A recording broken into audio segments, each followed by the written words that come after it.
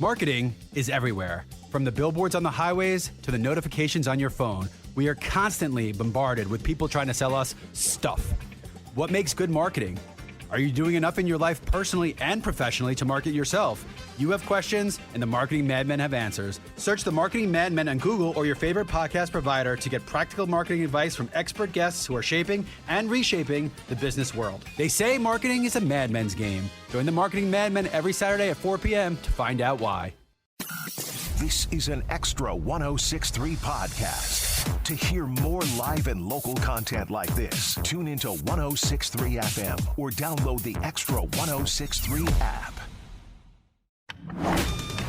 Extra 106.3 and a Second Chance Bail Bonds are here to back your blue. Back Your Blue highlights special initiatives, criminal justice programs, and community events aimed at keeping our communities safer. Join a Second Chance Bail Bond CEO Daniel Matalon and host Tug Coward to learn some good news about and from the law enforcement and justice communities. Now it's time to Back Your Blue on Extra 106.3 FM and the Extra 106.3 app. Welcome to Back Your Blue with Daniel Matalon of a Second Chance Bail Bonds. My name is Tug Cowart. Got Representative Devan Seabaugh with us today, and so glad to have both of you gentlemen. Obviously, Daniel, we couldn't do the show without you. Thank you for setting it up. Thank you for sponsoring it and bringing in incredible guests. Thank you so much. Yeah, absolutely. So, how do you know Representative Seabaugh? We were connected through our marketing firm, through Melinda. Okay. Lackey. Yeah, there we go. I'm telling you, it's good news when you have overlap. You know, and because the strange thing is when Devan walked in, I was like, I recognize that guy. How do I? Because I'm sure you meet 1,000 people a day. Same here. We got people running through the radio station all the time, and I just couldn't put my finger on it. And then I realized, wait a minute.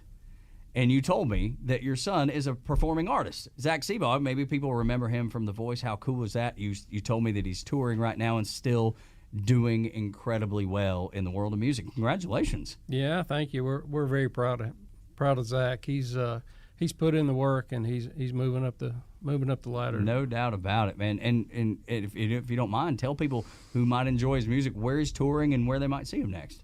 Yeah, so he started a tour this Saturday. He started out in St. Louis, and last night he was in Kansas City, and not really sure where he goes from there, but he's doing a West Coast tour. Then he'll take off a couple months and then do an East Coast tour. I bet you can find it at ZachSeabaugh.com. You can find it at ZachSeabaugh.com. It doesn't matter, man. It'll always have the tour dates listed there. You go see your favorite artist. That's right. He was and is such a talented kid, and congratulations on that. State Representative Devan Seabaugh, he represents the citizens of the 34th District, which include portions of Cobb County. Elected to the House of Representatives in 2021, currently serves as the Vice Chairman of Industry and Labor Committee and the Appropriations Subcommittee on Health. You serve as on the Code Revisions, Creative Arts and Entertainment. Seems like a good one for you with your son being. Was there any connection there? Was that the reason you're on the committee? Well, the film industry is big and sure. Throughout our state and growing. We see a lot of that in Cobb County, and I was just fortunate to get appointed to that committee. But yeah, we're going to do some. We're looking at some legislation to help bring more music back to Georgia. We got a lot of great musicians here in Georgia, and they're moving away to Nashville and L.A. right. and New York, and there's no reason we can't keep them right here. So we're going to see if there's something we can do legally to help them choose Atlanta. Yeah, the Recording Academy is big behind that same thing because they see the same issues, right? People leaving to go to Nashville or go to L.A. or go to New York. When we have world-class studios here in Atlanta and world-class talent here in Atlanta, we might as well keep them here. That's right. No, it makes perfect sense to me. Also on the Public Health and Transportation Committees, we're talking about that a little bit, but started your career in healthcare as a paramedic, on the streets as a paramedic, working every day, including 5 years for Grady EMS. Representative Seabaugh has advocated for better access to health care and support in the nonprofit safety net, serving the most vulnerable citizens. So what made you decide at one point, you're like, I think I want to run for state representative? Well, I've worked the company that I helped found, it's been 24 years ago now, Metro Atlanta Ambulance Service. I've handled external affairs for them for quite a while, and dealt with state politicians and local politicians, and just kind of in my blood. But when my representative stepped down, I started getting a lot of phone calls asking if this was something I'd be interested in doing, and I didn't know I was interested in doing it, but I ran and got elected, and it's been a real privilege to be able to serve our community in a capacity that I've been doing over the past 4 or 5 years. It seems, I don't know about you, Daniel, but like it seems these days being in elected office is the most challenging it could possibly be, because no matter what you do or say, somebody's not happy. Yeah. No, we see it. I'm involved in a lot of different campaigns across the state, and it's there's never a dull moment. I'll put it to you like that. Devan, how do you balance that? Because that does seem like something that could be, for a person that genuinely cares, about their community like you do, when you run up against that, when somebody is angered by a decision you make, even though it is one that you're making with a lot of thought and a lot of discernment, yet you upset somebody, how do you handle that? What do you do to balance yourself out and go, I know they're upset, but I'm doing the right thing. I know I am. Yeah, you just, people want to be listened to. They want you to hear what they have to say. And I take all that information and I do my research and I make a decision that I feel like is going to be in the best interest of the entire community. And, really the entire state, because we're voting on policy that affects everybody in the state. And, we're blessed here in the metro Atlanta area more so than some folks in South Georgia. We can hit a hospital with a rock. We have 14 hospitals here. They don't have any in some counties in South Georgia. So you have to keep that in mind. And people that they come and they give their opinions, and you listen to them, and you take all those opinions and you make a decision on how you're going to proceed. Yeah, I don't know that these days being in politics can be a lightning rod. You know what I mean? And we talk about, obviously we do a political morning show, so we talk about politics all the time, and people call in, and we had Representative Buddy Carter on at the obviously the national level, and great guy. I think the world of him, but I disagree with the several decisions he made. And when you have him on and you're talking about it, it becomes real, because you're like, even though I disagree with maybe a decision he made or any other, the president or whatever, like I want to see the best in people. You know what I mean? I want to believe that they're making decisions for the right reasons. Do you feel like most people in politics do that, or do you feel like, especially at the state level where you are, do you feel like that's the case? Maybe even more than the national level. Let's focus on the state level. Do you think that folks are genuinely making good decisions and making decisions that are most beneficial? Yeah, even people you disagree with. Well, yes. I mean, we have different opinions on some major issues, but for the majority of the issues, we do get along and we do compromise, and we make good policy for the state of Georgia. You don't ever hear that in the media. No. That doesn't keep people clicking. That doesn't keep them listening longer. That don't keep them watching longer. None of that. Yeah. The good stories don't get out there too often, but we've had some really good wins this year in our legislative session, both bipartisan, which has been great because we're moving Georgia forward. Despite what's going on in Washington right now. No, it's got to be. That's got to be discouraging and distracting, because it is for me too, what's happening in D.C. But you were recognized for your service and leadership in the community, receiving the Marietta Citizen of the Year. Well, that's a good one. Yeah, that was a great surprise. But, all those recognitions are very much appreciated when you put yourself out there and people recognize your efforts. So I appreciate that. Growing up in Marietta, it was extra special for me. Graduate of Marietta High School. Go Blue Devils. There you go.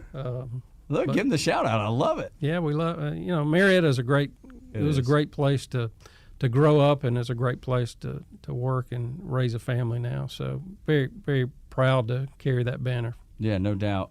Some of the other notable awards: the Kiwanis International George F. Hickson Award. I don't know what that is. What is that? So George F. Hickson was one of the founders of Kiwanis International, and it just recognizes outstanding work in the community. Okay, so another great honor. The Rotary International's Paul Harris Society Fellow. I mean, that sounds like royalty or something when they start calling you a fellow. That's big time there. Well, in Rotary, that's a great award, kind of like the George F. Hickson Award for the Rotary Club. But honored to be recognized with that as well. Tell me about the Field of Flags project there at Kennesaw Mountain Battlefield Park to commemorate and honor victims of the attack on our country on 9/11. It's a national tribute to the men and women who lost their lives. What made you want to do that? How did it come around? Was it an easy task to get done? It was not an easy task to get done. We had to get Johnny Isaacson at the time get involved with putting flags up on a national park. They don't even let you throw frisbees out in that park now. So we had a battle there, but it was a God thing. Amen. God, he saw that project through because every step of the way there was an obstacle. But I was president of the Marietta Kiwanis Club at the time in 2003. And being a paramedic and working in EMS, the tragic events of 9/11 were still on everybody's mind. And our Kiwanis meeting fell on 9/11 that year. And I just really wanted to do something big for that. I was riding in the car with a friend, Glenn Graham, and we had a flag project where we put flags out all over the city, and they help fund our scholarships that we give to, I think we have 9 or 12 scholarships now based on the money we raise from putting those flags out. I think we do it 6 times a year on certain holidays. But we had the idea to plant 3,300 flags in that field, and it was quite a task, but it brought national recognition to Cobb County. It was a very moving event. We had Governor Roy Barnes at the time come out, and Johnny Isaacson came out and gave us some remarks, and very moving tribute. Yeah. We had family members that lost loved ones when the towers fell, and we had a fire chief that was in the building when it fell. Oh, wow. And he survived. So holy cow. He came out and talked, and just very moving. People were out there all times of day, just paying tribute to the folks we lost on that tragic day. Yeah, man. I keep hearing, and I always hear, never forget, and that's something that you're making sure that doesn't happen. Yeah, so Kiwanis is committed to doing that every 5 years now. Yeah, so that's incredible. When we come back, let's talk about HB 451, which you sponsored in the Georgia General Assembly. We'll talk about that next on Back Your Blue, talking to Representative Devan Seabaugh along with Daniel Madelon. He is the CEO of A Second Chance Bail Bonds. This is Back Your Blue on Extra 106.3. A lifetime of hard work, children laughing in the kitchen, family photos on a restaurant wall, a legacy that lives on. It all comes from the power of a conversation, like the one Tommy Hall had with First Horizon Bank about taking over his father's Charleston-based restaurant business. Now the table is set for a whole new generation. First Horizon Bank. Let's find a way. Go to firsthorizon.com/Tommy. First Horizon Bank, member FDIC. Marketing is everywhere. From the billboards on the highways to the notifications on your phone, we are constantly bombarded with people trying to sell us stuff. What makes good marketing? Are you doing enough in your life personally and professionally to market yourself? You have questions, and the Marketing Madmen have answers. Search the Marketing Madmen on Google or your favorite podcast provider to get practical marketing advice from expert guests who are shaping and reshaping the business world. They say marketing is a madmen's game. Join the Marketing Madmen every Saturday at 4 p.m. to find out why. This is Back Your Blue, presented by A Second Chance Bail Bonds, live on Extra 106.3 FM and streaming for free anytime on the Extra 106.3 app. Welcome back to Back Your Blue on Extra 106.3. Tug Coward along with Daniel Madelon, CEO of A Second Chance Bail Bonds. We also have Representative Devan Seabaugh with us, representing District 34, which include portions of Cobb County. I want to talk about HB 451s, one that you sponsored in the legislative session at the Georgia General Assembly. Law mandates that cities and counties and all public entities offer supplemental illness-specific insurance for first responders clinically diagnosed with PTSD from exposure to traumatic events in the line of duty. It's only $100 per year per first responder, and we've had so many people, Devan, on the show talk about this specific thing where people experience something tragic happening, whether it is a police officer, whether it's a firefighter, whomever it is, EMS, and they struggle with it. And sometimes they never tell a soul. Sometimes they tell everybody. Sometimes they act out in their behavior. There's all kinds of ways that manifests itself. But you put together HB 451 and sponsored this. And tell me how it was received and what we expect from it. Yeah, so this was a passion of mine. We were approached by a police officer from Gwinnett County that witnessed her partner getting shot. And she was diagnosed with PTSD, and workers' comp doesn't cover that unless you're injured. And she came out of pocket about $35,000 Wow. to seek the treatment that she needed so she could return back to work. Now, this was before we passed House Bill 1013, which requires medical insurance to cover mental health now. But still, there's a lot of out-of-pocket costs. And there was a big stigma. People that work in our industry don't seek help. They don't want to, tell anybody that they're having trouble dealing with a situation. But the reality is, if you're a first responder, you have some form of PTSD. Now, whether or not you can deal with it without getting help, which a lot of us can. I worked for many, many years as a street paramedic. I've seen things that people just should not see. Usually dealing with children or tragic events where people die, and you have to deal with that, and you never know what's going to trigger that coming back. People are very familiar with the military folks that come back with PTSD, but our first responders see it every day. Every day they come to work, they're dealing with something, whether it's just pulling somebody over for a traffic stop. And that was a situation with Ashley Wilson, who we named the bill after. It's the Ashley Wilson Act. But they pulled a car over, and the guy got out and started shooting. That's unreal. I mean, it seems like something you'd see on TV, not something that would happen nearby where we are right now. That's right. And where we are today is, according to the CDC, more first responders are losing their life to suicide than in line of duty deaths. Wow. So it's a huge problem. We're losing, we have a workforce shortage in public safety already.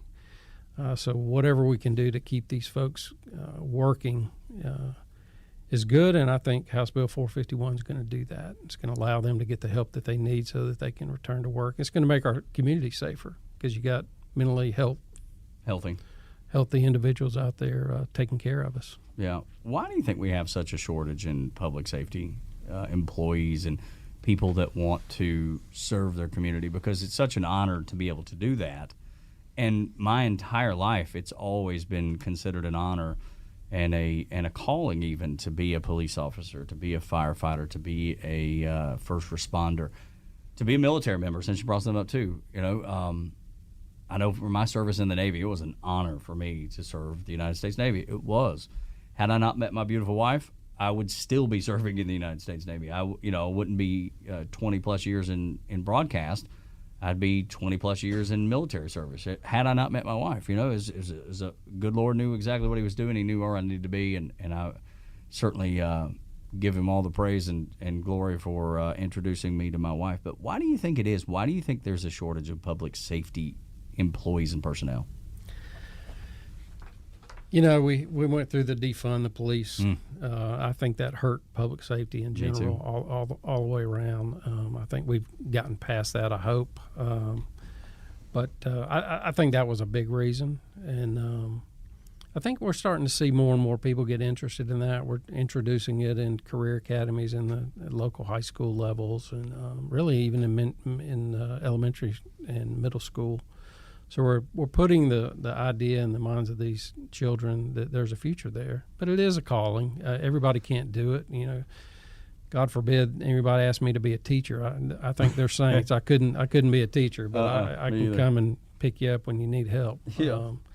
So, I think God has a purpose for all of us, and we just got to help mentor these kids in the right direction. And if they have any interest in public safety, we introduce them to that. Daniel, would you piggyback on that a little bit? Because you work with, police officers mainly. And I can see it a little bit with police officers because of the defund, just like Representative Seabaugh mentioned. But like with EMS and fire, like that one still baffles me a little bit. Yeah, I mean, and look, I've been around it, I guess, 20 years here in Georgia, working in this different industries that touch bail and other industries that I have businesses in. But I think a lot of it is also the benefits, the packages, the retirement, all of that stuff has changed. So what an officer that I meet now that is retired, that used to be, let's say, with Cobb County for 30 years, their package, and compared to the guy that's been there 5 years, they're not even the same. It's comparing apples to oranges. So I think being able to have that retention and those benefits, that's just one of, several things I think that are contributing to it. But how do you incentivize someone to stay long term, and stay in public safety in the climate that we're in? Yeah. So do you have any thought on that, Representative Seabaugh? Yeah, well, public safety, it never turns off. That's right. It's 24/7. It's 24/7. And I tell people all the time, I've worked in a business for 40 years that never closes. And when things get bad, we go to work. When they close the businesses, we go to work. Even through the pandemic, we were on the at the tip of the spear. Essential. Yeah. So all of us, and it is a commitment, and it's sometimes it's not great for the family, but I think we've learned as we've gone through the years. I think we passed $50 million we appropriated $50 million in this year's budget to give all state law enforcement a $5,000 raise. That's a good little hit. $5,000. It's a great hit for this year, and good raise. Over the past 3 years, we've raised their salaries up, which certainly needed to be. Like you said, you can never pay them enough, but we've made it competitive, and it's helping. People are coming in.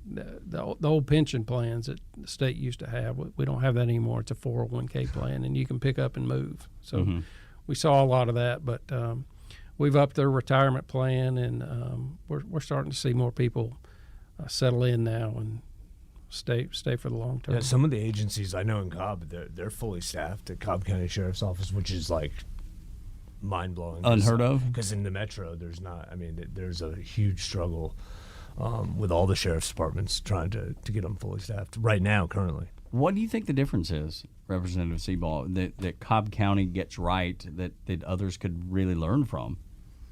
Well, I think it's compensation and benefits, showing appreciation for all the great work that they do.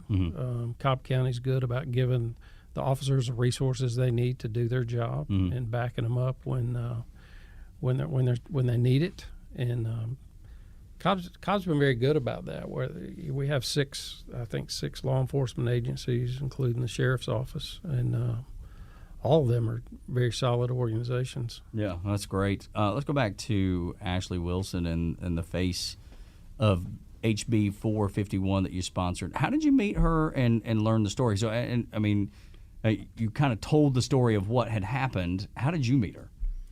So prior to me taking office in 2021, they had introduced a bill to try to get workers' comp to pay for this, and it was way too expensive. There was a lot of parties that couldn't agree on it. Then when I got elected, I guess because of my background, I got asked to take a look at it and see what we could do. And we figured out a way through the supplemental benefit program to make it affordable. It's $133 per person per year. That's less than you pay for one uniform for an officer. And it's a one-time lifetime benefit, so it's not something that you can get after every single event. But it's a $3,000 cash benefit for the first 90 days. And after 90 days, if you need additional help, a short-term benefit kicks in, 36-month benefit that'll help pay 60% of your salary while you get treatment. And studies show that, within 60 days, they with the right counseling, they can return to work normally. Okay. So, and then the benefit, if you don't use your 36 months, you still have that. Yeah. So, what about your background as a paramedic made you familiar with this type of trauma? Do you have any stories that you share that maybe were struggles for you? Yeah, I mean, I have a number of stories that I probably don't want to share. It might give you PTSD if I just tell you about them. But anything dealing with a child, a death of a child, and me as a young, 21-year-old medic, I could deal with that. But when I worked my last call as a paramedic right out of college, where I had worked 24 on, 24 off, so every other day I was working. Mm-hmm. But I picked up a little girl, first day of school, pink frilly dress, ran out in front of the school bus, got excited, ran out in front of the school bus, got run over. Oh my goodness! So that's my last memory of that. So when I walked my first daughter to the school bus that morning, I just start bawling. I have no idea why. And I'm holding her hand. She said, "Daddy, you're holding my hand kind of tight." Yeah. But you never know what's going to trigger that. So that was a trigger for me. Yeah. I can ride around Atlanta, and you might talk about, what a beautiful building that is. And I thought, I remember picking up someone that got shot there. Oh, my Lord. And so there's all kind of triggers. I talked in the General Assembly about it being a little box that you store that stuff away in, and it's a key that you can't ever get rid of. But there are triggers that open that box, and some of us can shut it quickly and move on, and some people just can't. And that's what this bill is going to do, is going to get them the help so that they can shut that box and sure put that back in the back of their mind. If this is not too personal, and if it is, just tell me, but were you able to cope on your own? Did you get counseling? I mean, because I think it'd probably be important for people who are in the situation that you've faced before. If you did get counseling, does that trigger somebody to go, what, he did, and he's done well, his career's well, he's now leading and helping with bills like HB 451 and coined the Ashley Wilson bill. Is that something that you're willing to share? And if it is, please do. Yeah, no, I never received professional counseling, but all the organizations that I work with, they have chaplains and they have peer-to-peer groups where you talk about this stuff. And working every day, I was around my cohorts every day, and we talk about it. And I think that was enough for me. Yeah. But some people, it's not enough. I agree. It's scary. They have nightmares. Ashley was one, I think, and she doesn't mind me sharing it. She shared it herself, but she just had nightmares about that happening over and over and over. But she's doing great now. She got help, awesome. And she's been promoted to sergeant, doing a great job out in Gwinnett County. We appreciate all her service. Absolutely. Hand salute. Really appreciate her tenacity in staying with this and making sure that she held our feet to the fire and said, "I'm not giving up on this. There's got to be a solution." And that's the nice thing about being in the legislature. I have a seat at the table, and when there's a problem, I can be part of that conversation and find a solution. No, I love that. It's so important. And Daniel, I would think we probably need a lot more like Representative Seabaugh to push that, because we talked about funding earlier in a different show, and that's a big deal, man. Getting things funded is not easy. No, sometimes it can be easy, and sometimes it can be the long road. But yeah, no, funding is a crucial part of this whole system. How a lot of this stuff works, and HB 451, great bill, great legislation. So glad that made its way through to the other side. When it comes to funding, is that always the biggest obstacle? Because it seems the most obvious. Well, we like to try to develop public-private partnerships where the community gets involved. Here in Metro Atlanta, we have these community improvement districts where the businesses self-tax themselves, and they say this is important enough for our community that we want to tax ourselves and do this for you. We don't really have that in public safety. We have special local option sales tax where a penny goes here and there, and those are great. They go a long way in helping. But, private businesses and government getting together. I don't think government's a solution to a lot of stuff. The majority of times it is not. But people sometimes think that it is. To me, the priority is our priority of government is to maintain the infrastructure, maintain public safety, and get out of the way, and community health, and let the market work. And for the most part, it does. We're blessed in Cobb. We have a lot of, I call them social safety nets. Whether it's a homeless shelter or a food pantry, those kind of things. And the business community supports those with their dollars and helps the community out. So, we're doing good, and we just got to take that mentality throughout the state. What are some other pieces of legislation that have been important in this legislative session? Yeah, so one that you'll be interested in was House Bill 63, which is bail reform. It expands the list of criminal offenses that require bail. Each offense added are crimes with victims involved, like battery and theft, trafficking of people, and domestic terrorism, those kind of things. But it also stops unaccountable bail funds being pushed by progressives that let criminals out. So you have a lot of organizations that are paying the bail for some of these protesters to get out of jail. So we limited that to, an organization can only pay for your bail 3 times a year. Not your bail, but 3 different anybody's. Yeah, bails. 3 different bails. I think that'll help a lot too. But that was a big one. I know it was a big one for the bail bond companies because 36% of the folks are not showing back up for their court date. Yeah, how does that affect y'all when something like, because I don't know that most people understand the process that y'all take from beginning to end, and then when somebody doesn't show up. Do you mind explaining it? I mean, yeah, a little bit. We can get into it a little bit. It's a very controversial bill, and is still a little hot right now. But look, at the end of the day, this bill was about public safety, and at the end of the day, we guarantee people's appearance in court, right? And what you saw happening in some places was, people were, you'd see someone, being arrested for one of the 7 deadlies, and a bond being set for $1 or in some cases a nickel. Is that because of true story, like DAs doing that? Right. Yeah. So in some areas you would get DAs that would make that decision, and then it becomes a revolving door, right? So there's it's kind of like a slap on the wrist, but on major felonies, and then it's like they're back out and then they're doing it again, and then there's just no accountability. So like there's no process really in place. So it just keeps going and going and going. Yeah, and I can see that because I see it on the news every night.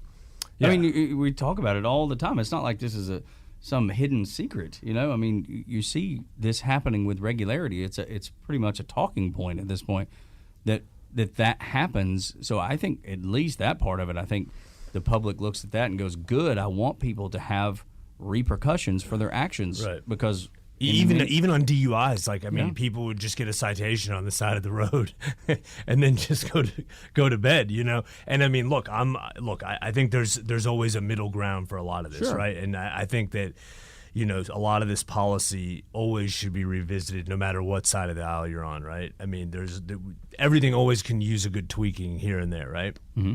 But this kind of just went way too far in one direction, and look, there was evidence that supported it, right? So it wasn't like, oh well, this is happening. We just want to change this. It's like no, there was examples all across the state, So this was something that kind of refocused everybody, I think, and kind of brought us back to the middle. Not everybody feels that way, but look, any legislation that gets passed, there's always going to be someone who's mad. There's always going to be someone who's content with it or in the middle. So but at the end of the day, it's great legislation, and I'm appreciative to the Georgia General Assembly. Yeah, to the General Assembly and getting this one across the finish line. You feel good about it too? Yeah, this was important. These are not victimless crimes. All these crimes that fall into this category have victims involved. So it's important that they get their day in court, but it's important that they show up when that day comes, and hopefully this will help do that. Yeah, it's just irritating for me as just the regular guy. Like I have no connection to it other than I see it on the news at night. and it makes me nervous about the viability of my community where I live and how people are acting and reacting, and the danger, frankly, sometimes the danger. I remember my kid being little, and this was early, prior to the riots in 2020 that were happening across the country, but it had been on TV enough that my son, I remember we were going to the Fox Theater in downtown Atlanta, and we're getting out of the car, and he looked up at me and he was like, "Is it safe to go here?" And I was like, "To the Fox Theater?"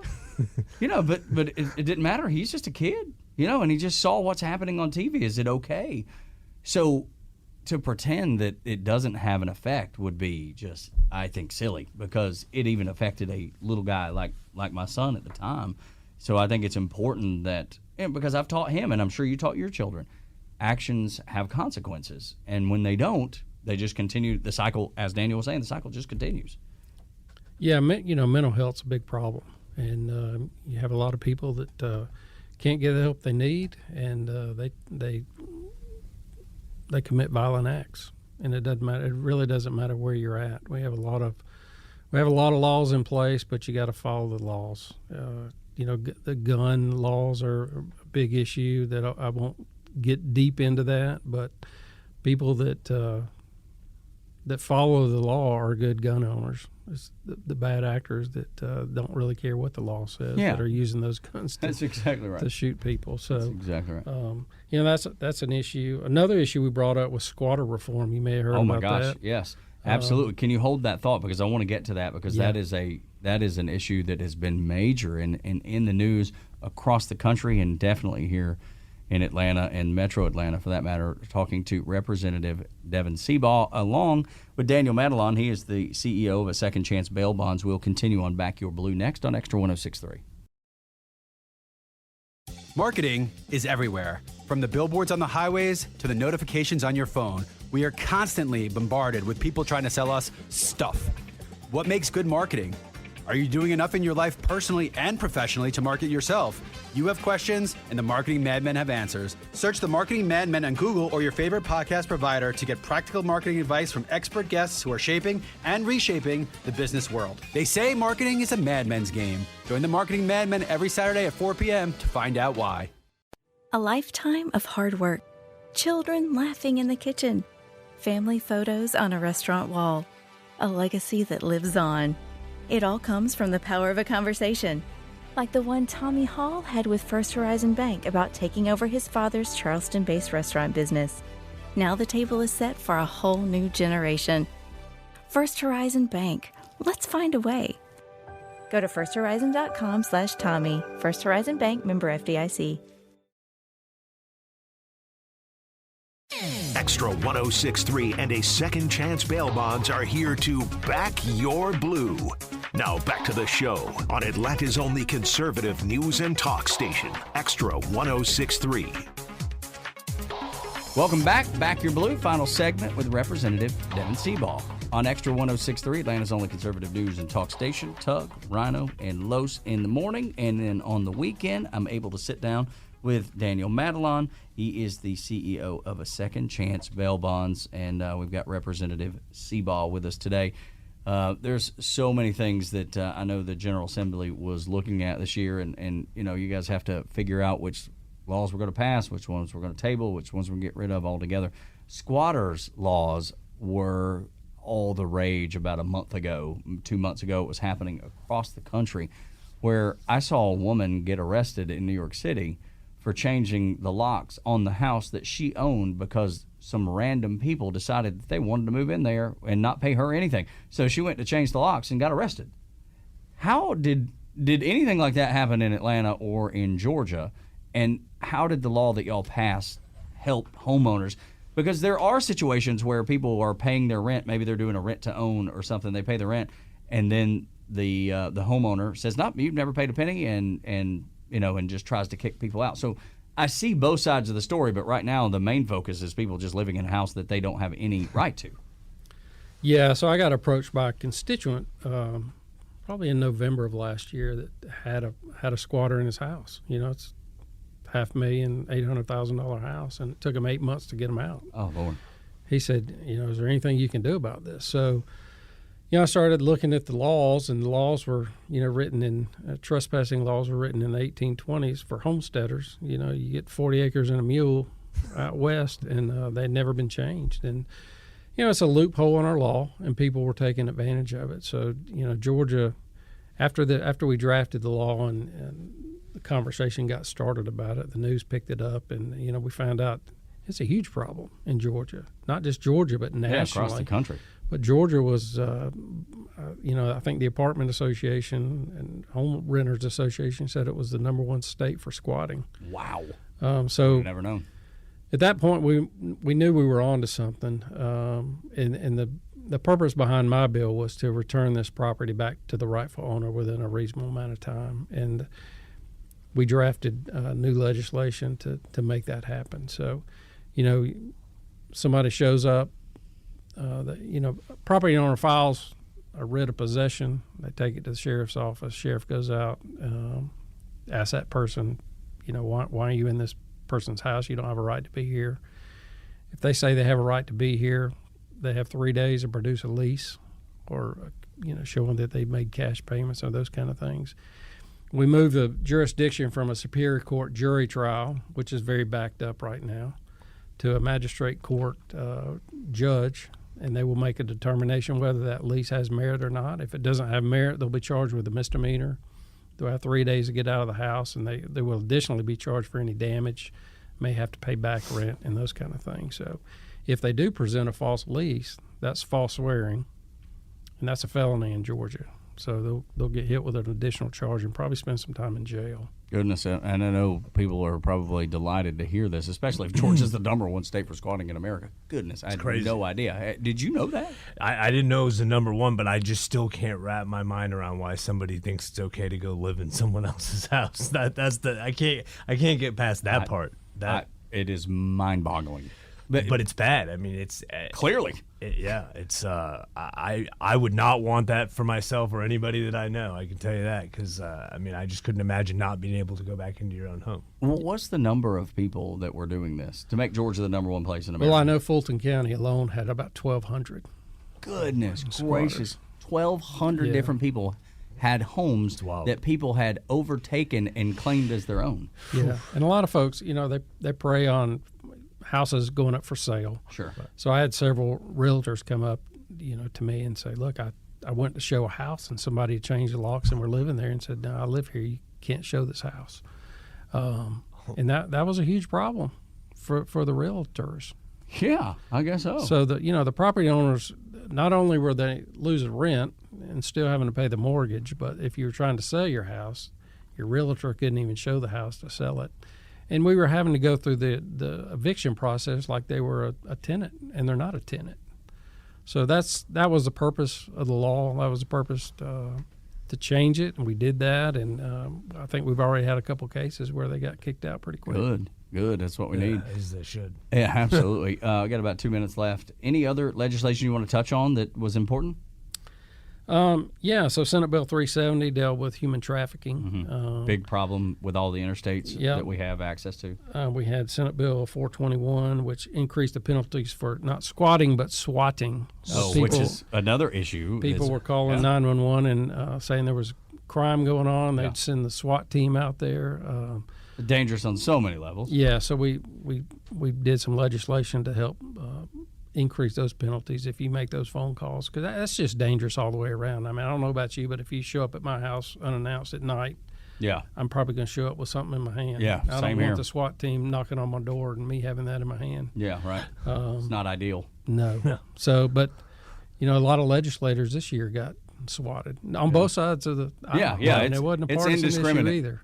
Yeah. So I really don't understand that, but I do. So chaos. I mean, that's what it is, right? It is. It's a bigger problem than most people think, but it was brought to light this year, and we did something about it. So that was a good one. We did a firearm safety tax credit. We did a. What does that mean? Because we have a lot of Second Amendment. Well, it provides tax credits for costs associated with eligible gun safety instruction courses. Yep. So encouraging people to take those gun safety courses if you do own a firearm. Yeah, I just took 2 myself. Yeah, we encourage, safe handling of guns in the home, especially if you have children, those kind of things. So we did a tax credit to try to incentivize people to do that.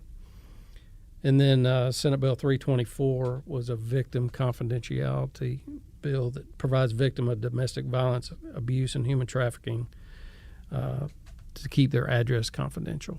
Because when they're coming out of those situations, you get a lot of people trying to find them, and just want to make sure that their addresses and their locations aren't getting published. Yeah, these days, I mean, keeping privacy is nearly impossible. Well, just you can find someone in. That's exactly 2 right. seconds. Do you ever have to deal with that? I mean, just within your line of business, is that something that ever comes up that people are having to deal with? Oh yeah, for sure, all the time. I well, you figured so. have victims. I mean, Yeah, that's what I mean. So I mean, we have to be mindful of all sides Yeah. of the coin. Yeah. Yeah. It's unbelievable. And the last bill that we Okay. did that I carried through the House, Senator Randy Robertson introduced it in the Senate, was Senate Bill 517, which Georgia law enforcement officers who prove that they lawfully use force to make an arrest, they can't be prosecuted for civil liability now. Good news. We had a lot of prosecutors just, prosecuting police officers because they could, and just another loophole that we closed, and I think it's going to make a big difference with our law enforcement community. Back to keeping more people, good folks in law enforcement, in EMS and fire. I mean, that seems like a bill that would be a success in being able to maintain some of those folks. Thank you so much, Representative Seabaugh. We appreciate you being here and take the time, man. We appreciate the job that you do and the fact that you love your community, you love the state of Georgia, no different than me and Daniel and everybody else listening. So can't tell you how much we appreciate you. Thank you. Well, thank you for having me. I appreciate the conversation. I appreciate all y'all do to back the blue. It's an important part of our community. That's why people are moving to Georgia, because we do it right here. And President Kemp and the General Assembly is doing everything they can to make sure that we have healthy and safe communities. And I'm glad to be, as I said before, I'm glad to have a seat at the table when we discuss these issues. So hopefully we can find the right solutions to some of these problems that we're encountering. This is Back Your Blue on Extra 106.3. This is an Extra 106.3 podcast. To hear more live and local content like this, tune into 106.3 FM or download the Extra 106.3 app. Marketing is everywhere. From the billboards on the highways to the notifications on your phone, we are constantly bombarded with people trying to sell us stuff. What makes good marketing? Are you doing enough in your life personally and professionally to market yourself? You have questions, and the Marketing Madmen have answers. Search the Marketing Madmen on Google or your favorite podcast provider to get practical marketing advice from expert guests who are shaping and reshaping the business world. They say marketing is a madman's game. Join the Marketing Madmen every Saturday at 4 p.m. to find out why. This morning in the Atlanta airport, no one's missing a meal on Mac Wilburn's watch. With 11 restaurants to serve passengers, he's got dining for every destination. And it all started when Mac talked with First Horizon Bank about opening a franchise in the airport. Now it's open for business and cleared for takeoff. First Horizon Bank. Let's find a way. Go to firsthorizon.com/Mac. First Horizon Bank, member FDIC. The Fan is ready for Brave season. Are you? 3-1 smoked high in the air, deep center field, and heading for the horizon. A home run by Olsen. We're streaming every game of the Braves 2024 season free on the 680 The Fan app. So make sure you download it now and don't miss a pitch of the Braves this season.